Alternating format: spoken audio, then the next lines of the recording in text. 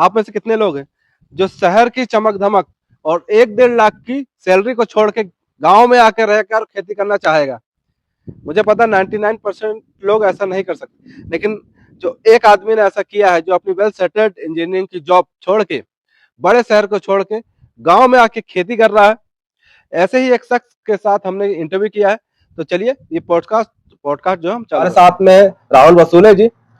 तो जानते हैं कि ये सब मतलब कब उन्होंने कैसा निर्णय लिया कि उनको सरकारी उनकी जो इंजीनियरिंग की जॉब है वो उसको छोड़ना है और गांव में आके रहना, ये उन्होंने क्यों किया, आगे की जानकारी इन्हीं से लेते हैं। तो राहुल भैया से आगे बात करते हैं। जी नमस्कार। मेरा नाम राहुल वसूले है। मैं भैया 2018 तक कोराडी के पावर प्लांट में इंजीनियर था। एक अच्छा खासा नौकरी चल रही थी, लेकिन जैसा कि आपको पता है कि नौकरी में पावर प्लांट में एक तरफ राखड़ होती है, एक तरफ कोयला होता है, तो उससे बीमारियों की संख्या भी बढ़ रही थी और जो हमारा खान पान है वो सुव्यवस्थित नहीं है, ये समझ में आ रहा था। और हम अपने जीवन के काफी साल कम कर रहे हैं, ये समझ में आ गया था।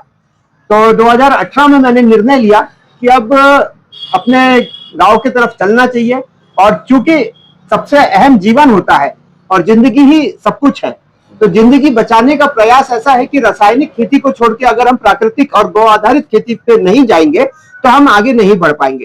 तो मैंने 2018 में ये निर्णय लिया कि गौ आधारित खेती शुरू करूंगा और उसी से अपने को, अपने परिवार को और अपने से जुड़े हुए लोगों को एक विषमुक्त अन्न, विषमुक्त सब्जियां दे सकूंगा। ये निर्णय लेके मैं 2018 से प्राकृतिक खेती कर रहा हूँ छिंदवाड़ा में।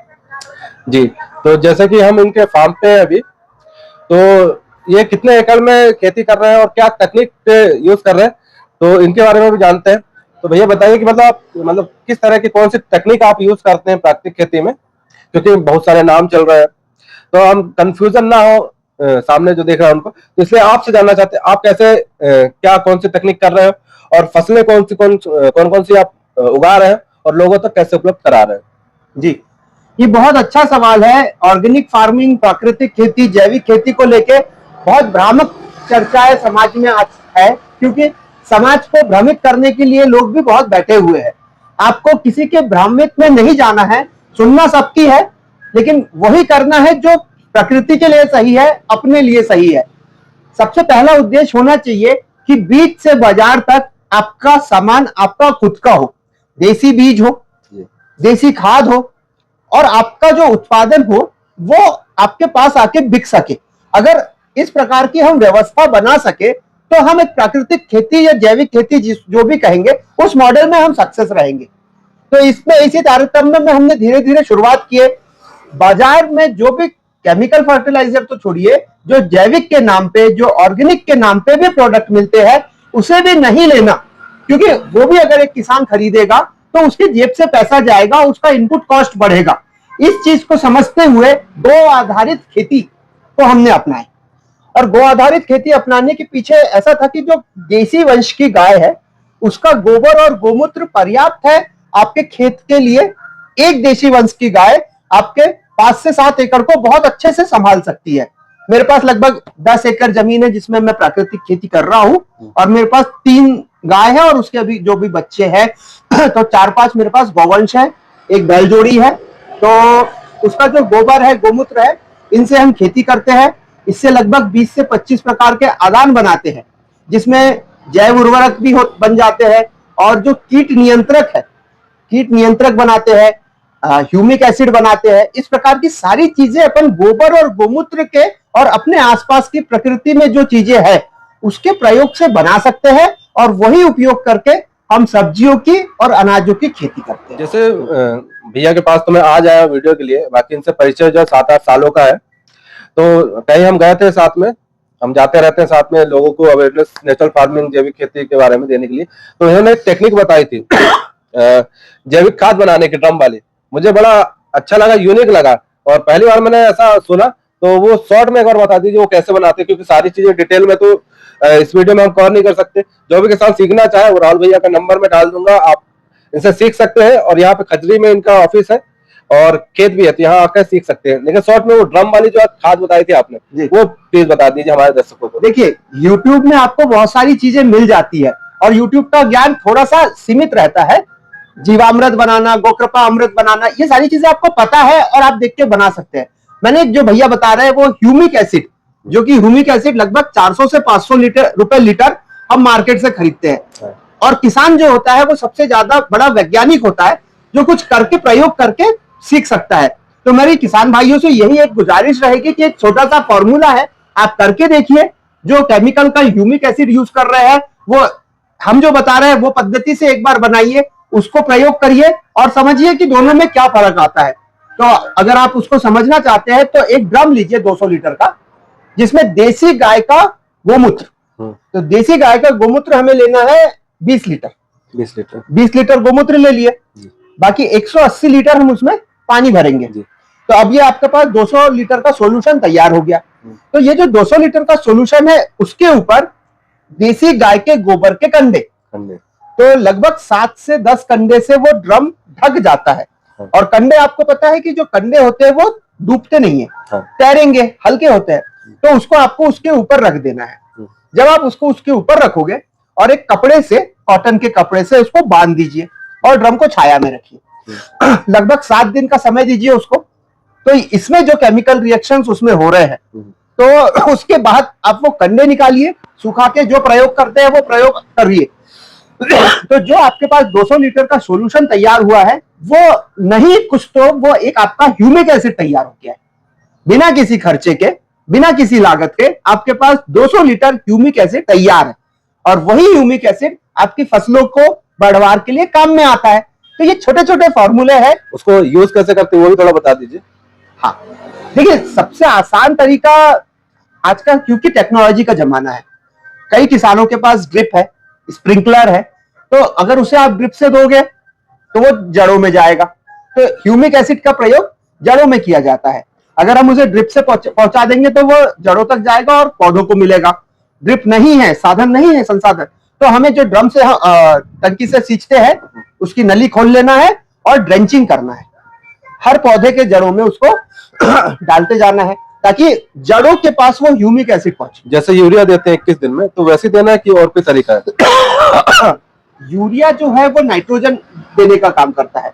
यूरिया से आपका वेजिटेटिव ग्रोथ होगा, हरापन बढ़ेगा, लेकिन ह्यूमिक एसिड जो है वो आपकी जड़ें बढ़ाता है। अच्छा, तो यूरिया के लिए भी अगले बार अपन बताएंगे कि यूरिया कैसे बनाना जैविक तरीके से, वो भी अगले प्रश्न में हम आपको उत्तर देते हैं। तो इसको मतलब मैं पूछना चाहता हूँ, इसको देना कब है? इसको 15 दिन के अंतराल में, जब आपका फसल लग जाए, तो उसके बाद 15-15 दिन में इसको दीजिए। तो लगभग आप 3 बार अगर फसल में इसको चलाएंगे तो आपकी ह्यूमिक एसिड की जो पूर्ति है वो ये कर देगा। अच्छा, तो आपको लगभग मेरे ख्याल से 7-8 साल हो गए प्राकृतिक खेती करते हैं जी। तो सिर्फ एक इंजीनियर व्यक्ति जो पुश्तैनी, उसको खेती का कोई अनुभव नहीं है। इनके पिताजी भी माइंस में थे और ये भी इंजीनियर थे, तो इनको कोई अनुभव नहीं। 7-8 साल हुए इस जगह पे, अपना पुश्तैनी जगह पे खेती करते हुए, लेकिन उसके बावजूद नेशनल लेवल पर पुरस्कार ये लेके आए हैं। तो क्या क्या आपको अवार्ड मिले हैं और कहाँ कहाँ आपका सम्मानित किया गया, वो थोड़ा सा बता दीजिए। जी, नहीं, ये हमारे लिए गौरव का विषय है कि ये हमारी पिताजी की अर्जित भूमि है। तो इसमें हम जब नौकरी छोड़ के आए तो हम डायरेक्ट खेती में नहीं आए, हमने सब पहले कुछ ट्रेनिंग्स की। तो क्या होता है कि regional centre of organic farming, वहां से हमें कुछ चीजें समझ में आई। इसके बाद करनाल में गए हम, centre of excellence of vegetable, ये इंडो इजराइल का प्रोजेक्ट है। तो इजराइल की जो टेक्निक है वो रेगिस्तान में भी चीजें उगा ले रहे हैं और हम इतनी अच्छी जमीन में नहीं कर पा रहे, वो टेक्नोलॉजी समझे। Scientific way of dairy farming, scientific way of fish farming. इसके बाद सोलन में गए जहां पे डायरेक्टरेट ऑफ मशरूम है, तो वो मशरूम की हमने ट्रेनिंग करे। मेडिसिनल मशरूम से लेके अपने जो बटन मशरूम है, हर तरीके के मशरूम अपन लगा सकते हैं। तो ये पहले ट्रेनिंग की है। उसके बाद हम अपने खेत पे आके काम करना शुरू किए। शुरुआत में हमें समस्या आई, लेकिन धीरे धीरे क्योंकि टेक्निक से कर रहे थे, तो फसलों को जो ट्रेडिशनल लोग कर रहे हैं उससे विपरीत कर रहे थे, गौ आधारित कर रहे थे। ये हमारे पूर्वज ऐसे ही करा करते थे, कोई हम बहुत विशेष नहीं कर रहे।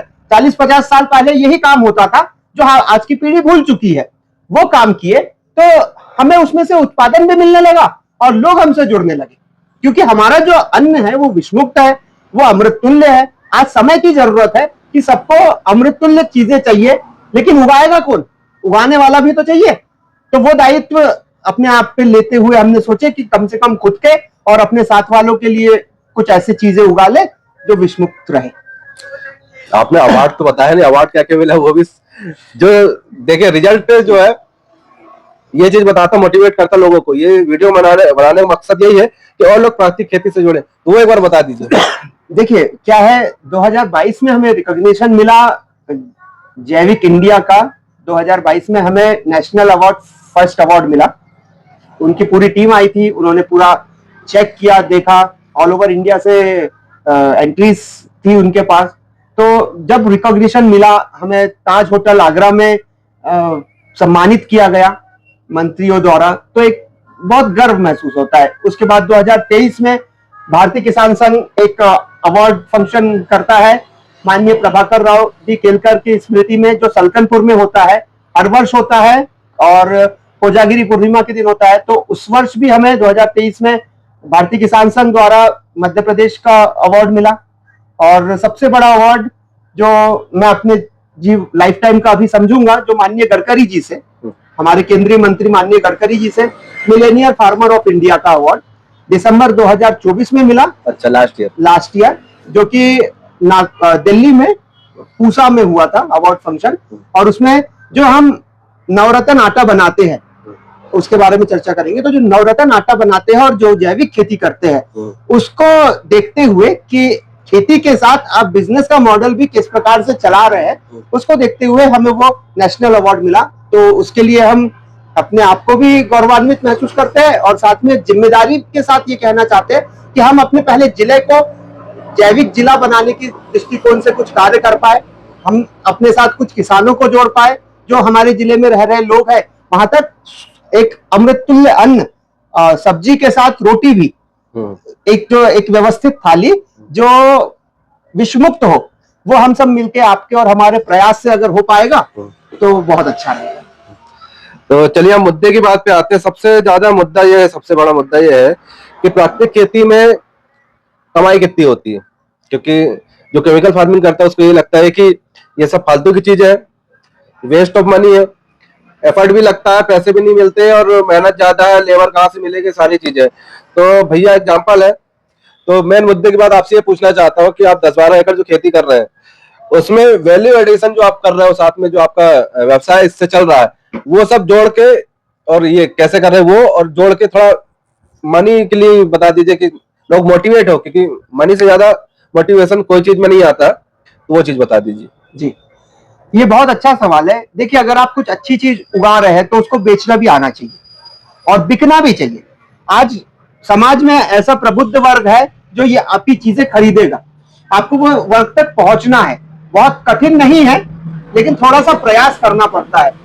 हमने एक गौ आधारित खेती से नवरत्न आटे की यूनिट का, प्रसंस्करण यूनिट का निर्माण किया है, जिसमें 9 अनाजों को मिला के एक आटा तैयार करते हैं। तो वो आटा हम 5 किलो की पैकिंग में मार्केट में सप्लाई करते हैं और ये ऑनलाइन प्लेटफॉर्म पे भी उपलब्ध है। तो ये आटा जब हमने बनाए और लोगों को देना शुरू करे तो लोगों को इससे काफी फायदा हुआ। तो जब एक किसी को कोई चीजें अच्छी लगती है तो वो उसको कंटिन्यू करता है। हमने जो सब्जियां दी वो उनको अच्छी लगी। तो क्या है कि लास्ट 3 साल से हमारा ये यूनिट शुरू है और ऐसा नहीं होता कोई भी चीज कि आप शुरू करें और एकदम बढ़ जाए। ग्रेजुअली धीरे धीरे बढ़ता है, समझ में आता है लोगों को।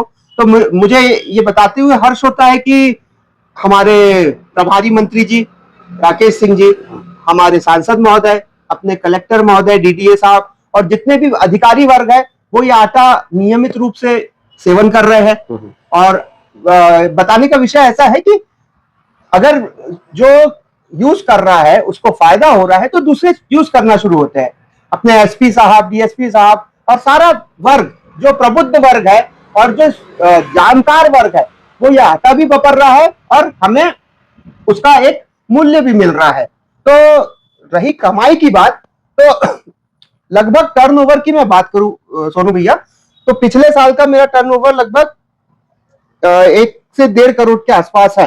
ये टर्नओवर की बात है, लेकिन उसमें जो प्रॉफिट मार्जिन रहता है वो आप समझिएगा 15 से 20%, आप समझना।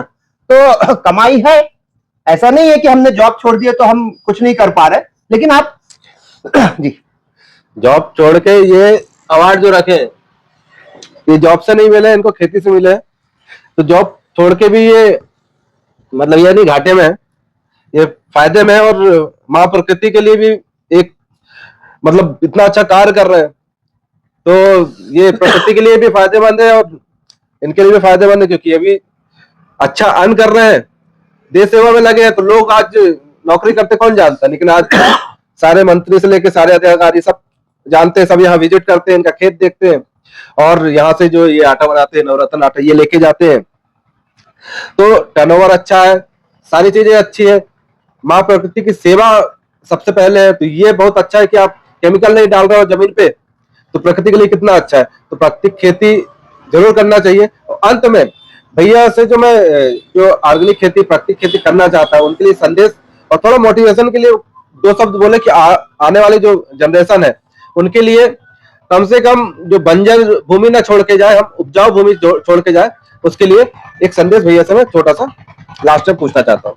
जी नहीं, ये बहुत अच्छा सवाल है। ये आपके हाथ में एक कागज है, मुझे दीजिएगा, नीचे वाला। ये मृदा स्वास्थ्य कार्ड है, आप सब देख सकते हैं।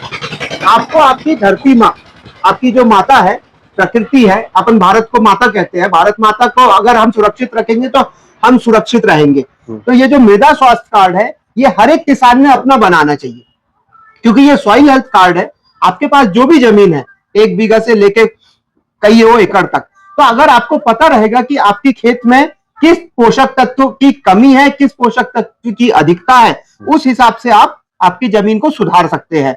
तो ये सबसे पहला संदेश रहेगा कि हर किसान भाई को अपने खेत का ऑर्गेनिक कार्बन पता रहना चाहिए। हमारे खेत का ऑर्गेनिक कार्बन जब हम आए थे वो 0.3 से 0.5 के बीच में था।